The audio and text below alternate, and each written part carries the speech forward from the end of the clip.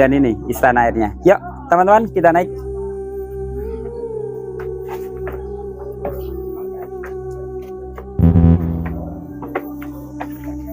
Nah, inilah bangunan istana airnya atau water castle-nya yang hancur akibat musibah gempa. Gempa yang dimana pada saat itu tahun 1883 Krakatau.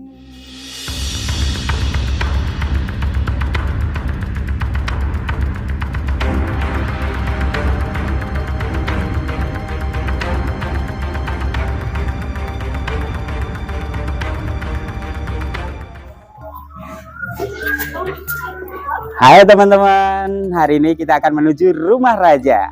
Oke. Ini tentang Taman Sari. Ini yang kita lihat ini adalah dermaga yang dinamakan Manuk Beri, di mana mendaratnya perahu getek raja berhenti di depan sini untuk menjemput keluarga yang mandi tadi untuk segera pulang ke istana air atau ke water castle dan menjalankan ibadah. Nah, ini yang akan kita tuju adalah masjid di bawah air atau sumur gemuling yang viral di sosial media.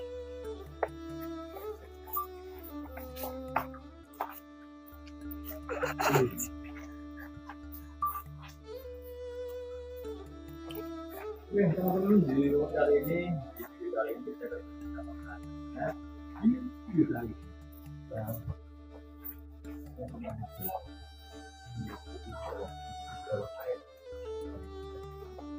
masjid di bawah tanah atau di bawah air. Tapi maaf, kita sudah tidak bisa masuk karena ditutup sejak 2020, waktu itu pandemi. Dan kenapa ditutup? Karena supaya kita menghargai tempat ibadah. Kedua, supaya wisatawan mengenal Taman Sari bukan dua destinasi, tapi semua destinasi. Yang termasuk tadi ada dapur masak, ruang istirahat, dan pelurusan tentang cerita water castle di luar sana. Jadi banyak wisata yang datang, yuk kita ke water castle, selalu diantar ke kolam. Justru yang akan kita tuju ini water castle-nya. Jadi kolam tadi itu bukan water castle-nya. Itu adalah swimming pool, tempat mandinya keluarga raja para wanita, yaitu istri, anak-anak wanita, dan juga permaisuri.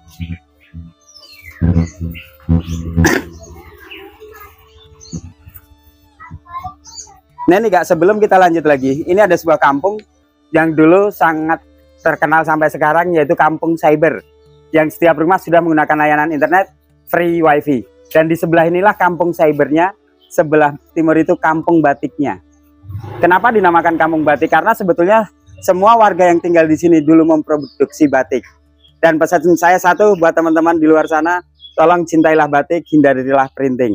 Karena printing bukan batik. Batik cuma ada dua konsep, cap kombinasi tulis dan full tulis. Monggo kita lanjut cus ke water castle.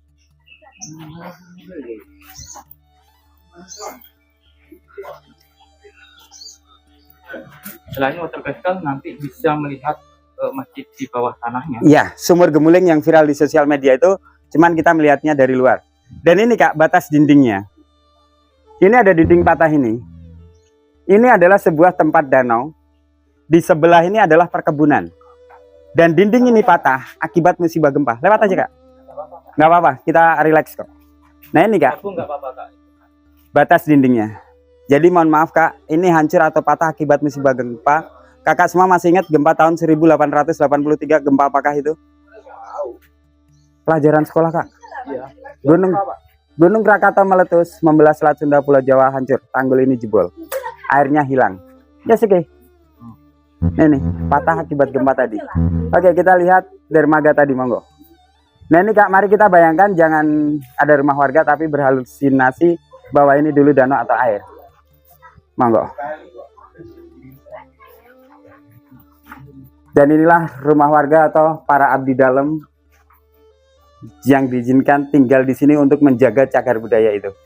Jikalau tidak ada rumah warga, apa yang terjadi dengan bangunan kita ini Kak? Mungkin akan termakan usia dan rapuh dan hancur akibat alam. Bisa jadi kita tinggal kisah legenda cerita. Iya. Nah Kak, tadi kita sempat berhenti break sebentar, maaf nggih. Itu dermaga tadi. Mana? Itu. Oh itu yang tadi? Ya. Oke. Itu dinamakan Manuk Beri. Dan di belakang Kakak itu ada dinding yang terlihat dari sini. Itulah masjidnya, sumur gemuling yang viral di sosial media, yang dicari selalu oleh wisata. Sumur bawah tanah? Ya, di bawah tanah atau di bawah air. Dan di sebelah tangan kanan ini saya, itu ada ruangan juga. Terlihat dari sini bentuk bangunan Cina lagi. Itu adalah Pulau Panembung atau ruang meditasinya. Di bawah bangunan itu ada tangga. Itu nanti kita pulangnya lewat lorong bawah tanah itu. Monggo.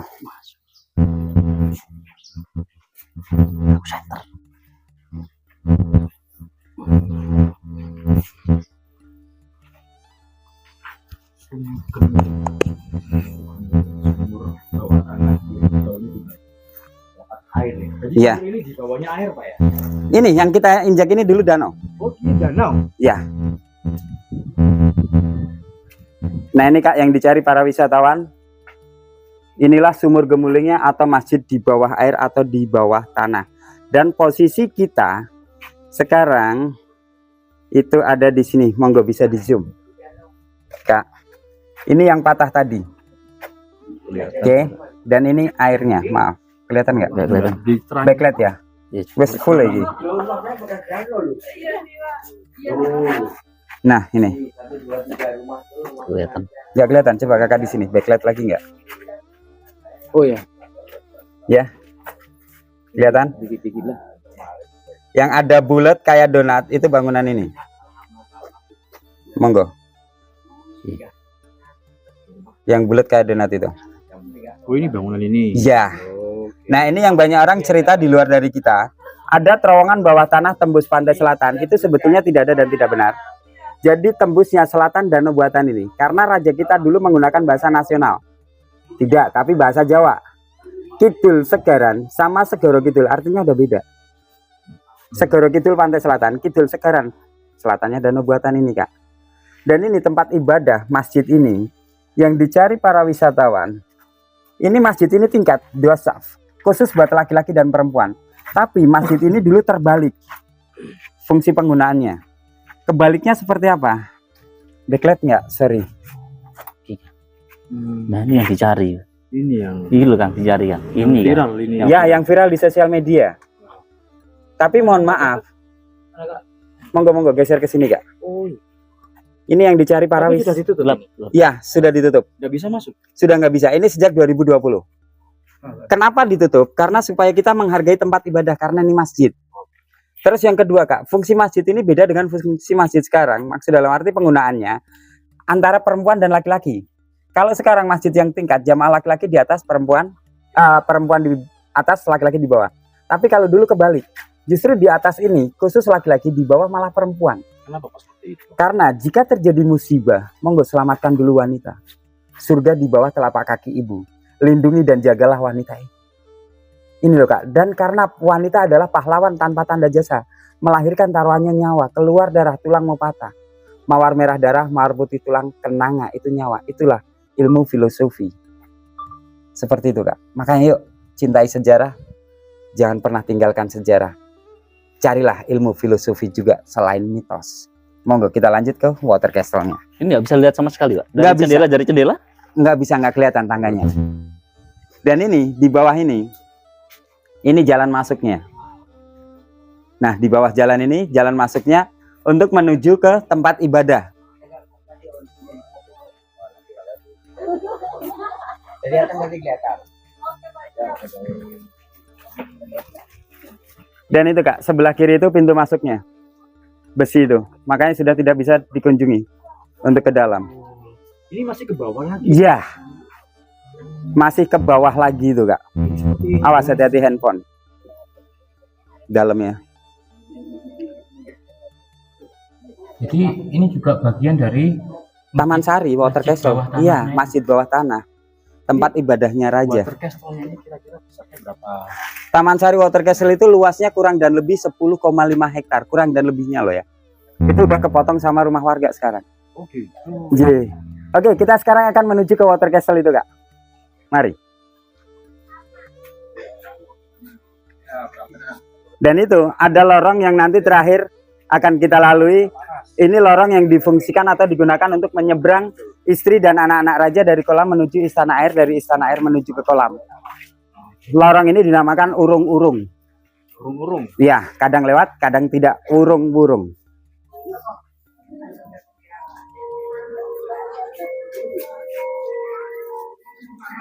Nah, nanti kita pulangnya akan lewat urung-urung ini. sebelum kita ke urung-urung, yang dimana masakan yang di dapur yang sepi tidak ada pengunjungnya tadi, itu dikirim melalui lorong ini. Dan inilah justru istana airnya atau water castle-nya. Makanya ingat teman-teman, jangan lupa cari Taman Sari untuk semua destinasi. Jangan hanya 2 destinasi.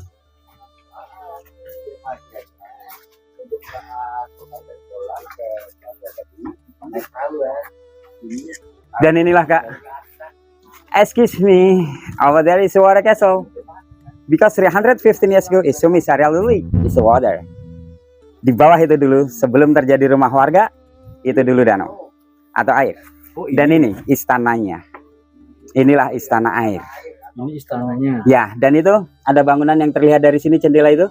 Ya. Itu Pulau Panembung atau ruang meditasi raja. Yang ini ya. Ya, Pulau Penembung atau ruang meditasi. ya, raja. Meditasi itu apa? Berdoa, berzikir, wiritan, meminta kepada Allah. Nah itu.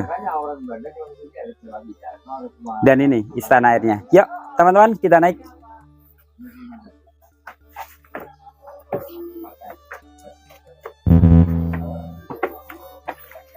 Nah inilah bangunan istana airnya atau water castle-nya yang hancur akibat musibah gempa. Gempa yang dimana pada saat itu tahun 1883 Krakatau. Dan ruangan-ruangan ini dulu difungsikan ada untuk ruang makan, ruang istirahat, dan dimana istirahatnya raja bersama permaisuri ada di atas. Dan ini ada ruang sendratari, ada ruang gamelan, dan arah ruang makan. Jadi masakan yang di dapur tadi, yang sepi tadi, itu dikirim ke sini. Karena dapur masak dan ruang istirahat tadi itu pengganti lorong yang di tengahnya tangga-tangga 5. Supaya apa? Wisatawan itu mengenal Taman Sari bukan 2 destinasi, tapi include semuanya. Dan ini Kak, ruang makannya, di atas ini tempat ruang belajar. Dan mohon maaf, ada sedikit kelihatan dari sini tuh besi. Itu perbaikan rekonstruksi 2009 kurang dan lebihnya. Makanya kalau kita ditanya sama wisatawan, apakah ini ada renovasi? Tidak, tapi rekonstruksi, memperbaiki bangunan yang rusak, bukan merusak bangunan yang sudah ada. Kalau renovasi kan kita bongkar, baru kita pasang lagi. Berarti akan merubah bentuknya. Seperti itu Kak. Dan ini ada tangga, naik, terlihat dari sini nanti kakak mungkin kalau mau naik sebentar. Itu dulu ada jalan ke arah atas itu. Nah itu, jadi di atas itu tempat istirahatnya raja bersama permaisuri. Karena bangunan ini adalah bangunan istana yang tempat kumpulnya keluarga raja.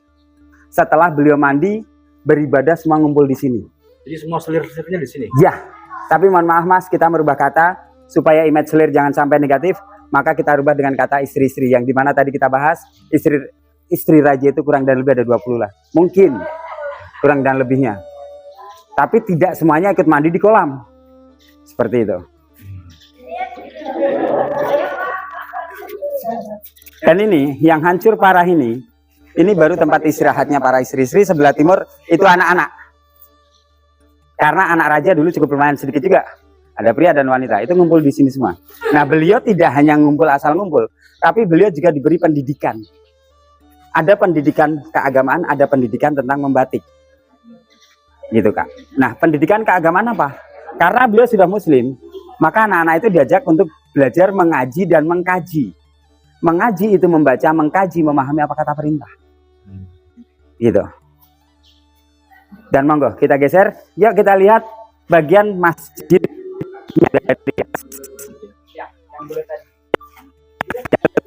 Kita lihat di bawah itu bulat itu, ya, ya itu yang bulat ini Kak, yang kayak lempengan UFO. Nah itu masjid di bawah air atau di bawah tanah, dan sekarang jadi rumah warga ini Kak. Dan tadi perjalanan kita itu cukup lumayan, kita lihat dari sini kok.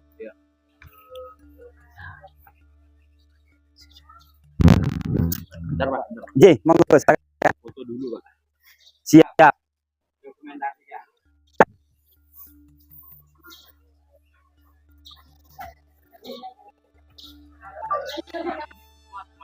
Ya, itu atap-atap waktu gempa 2006 Mas. Jadi masih kita simpan di sini untuk sebagai bukti. Ini loh bagaimana bangunan ini tanpa pelekat kerangka besi. Termasuk ada sebuah ruangan yang akan kita lihat bagaimana penataan batanya di zaman kerajaan dulu tidak menggunakan cakar ayam atau besi di bagian sudutnya.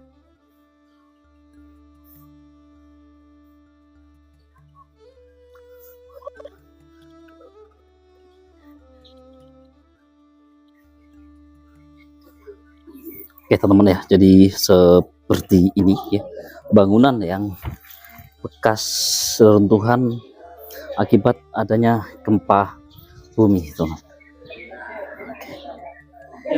Menjadi awal bahkan atapnya pun tidak memakai genteng. Ya, jadi mereka atapnya menggunakan. Itulah hebatnya orang tua kita dulu.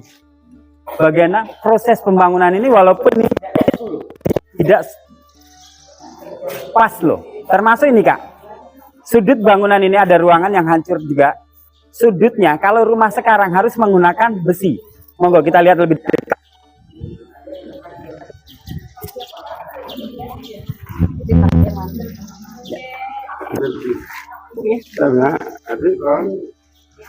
Ya Kak, ini ada bangunan yang lebih parah dari menggunakan cakaran ayam. Ya, kerangka besinya nggak ada. Rumah sekarang menggunakan, dan ini ketebalan dindingnya itu sangat luar biasa. Walaupun ini tidak menggunakan semen loh ya. Jujur ini tanpa pelekat semen, tanpa kerangka besi, tapi bukan menggunakan putih telur. Karena banyak orang dapat cerita di luar sana pakai putih telur. Kalau pakai putih telur, kemana kuningnya dan berapa ribu ayam harus bertelur? Jadi ini beliau menggunakan bligon. Bligon itu tanah liat yang dipakai buat bikin gerabak, sama kapur yang dipakai buat bikin gipsum, sama hancuran bata juga lagi, sama pasir. Mungkin ada pasir sebagian yang dari Merapi, gitu loh Kak. Makanya pasir Merapi itu sangat lumayan mahal karena kualitasnya lebih bagus. Nah inilah prosesnya. Dan atapnya tidak menggunakan genteng, tapi pakai bata juga Kak. Tapi maaf boleh disut itu ada besi, bukan di zaman kerajaan loh ya. Itu 2009-2007 setelah gempa Jogja 5,9. Jadi pernah direnovasi. Maaf, bukan renovasi, rekonstruksi. Kalau renovasi ini dibongkar pasang lagi. Jadi rekonstruksi itu kalau orang Jawa bilang tambal sulam. Jadi mana yang rusak harus kita tambah. Jadi memang rekonstruksinya ini sesuai dengan awal bangunannya. Ya, sesuai dengan apa yang pernah digunakan oleh raja. Jadi kita tidak boleh merubah. Karena nanti sejarah filosofinya akan hilang, Mas. Kita. Stop dulu. Setelah ini kita kemana?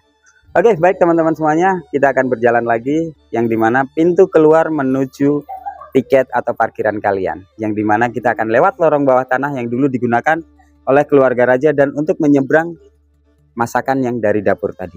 Yuk kita cus ke urung-urung, monggo. Nah ini teman, sekalian kita jalan.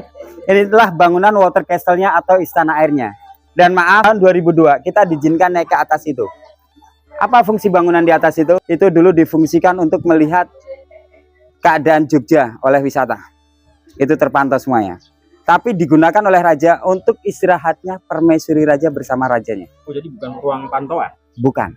Tempat istirahat raja bersama permaisuri. Karena semua ngumpul di sini. Makanya inilah yang disebut dengan istana air atau water castle-nya. Seperti itu. Jadi ruang tempat untuk apa ya? Water castle itu istana keluarga. oh, bukan kolam. Bukan.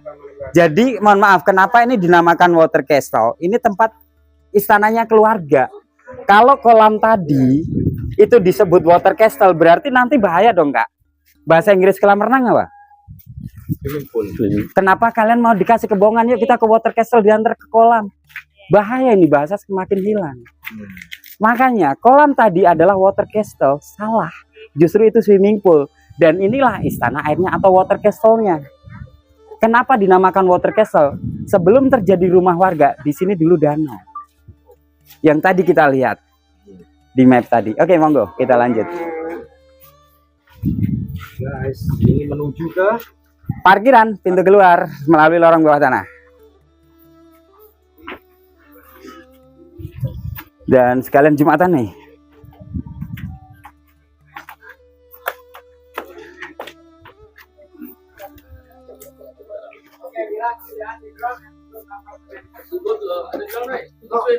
Wow, sangat bagus sekali para pengunjung yang juga ada beberapa yang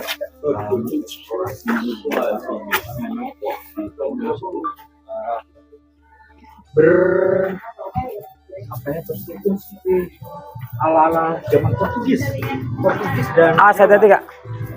Awas hati-hati kepala. Wih. Ya. Monggo kita masuk. Awas hati-hati kepala. Oke. Kita harus nunduk ya. Kita harus nunduk.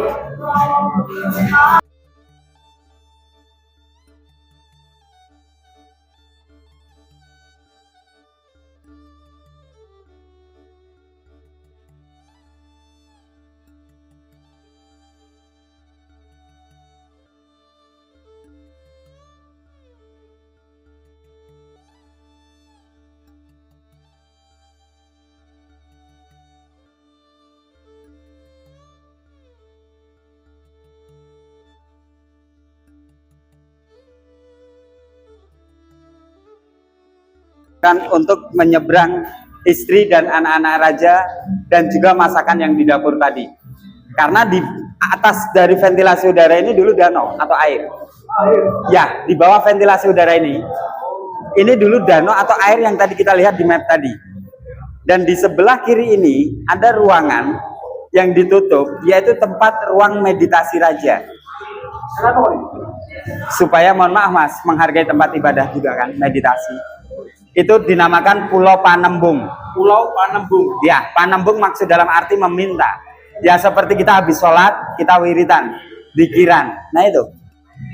Cuman aku berpesan buat kalian semua, jika kalian baru ada masalah, pesan saya satu, jangan curhat sama sahabat atau ibu jari, tapi curhatlah sama Tuhan dan ibu kita sendiri atau pasangan kita.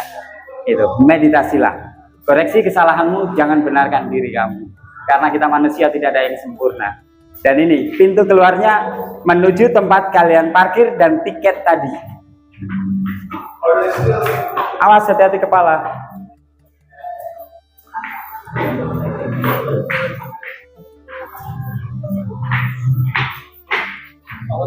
Awas kak, hati-hati kepala. Awas hati-hati. Nah ini kak batasnya, dinding ini. Jadi di bagian sebelah kiri ini dulu danau, sebelah kanan ini dulu perkebunan. Maka kolam tadi dinamakan Taman Sari. Taman itu lahan, sari itu dari perkebunan sayur dan buah-buahan.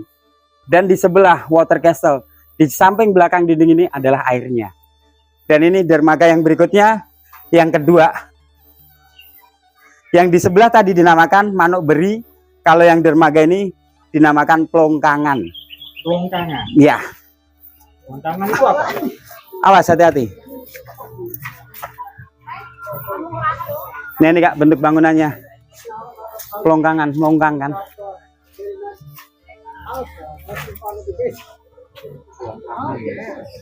Dan itu istana airnya kelihatan dari sini. Itu bangunan yang hancur itu. Cukup lumayan kan?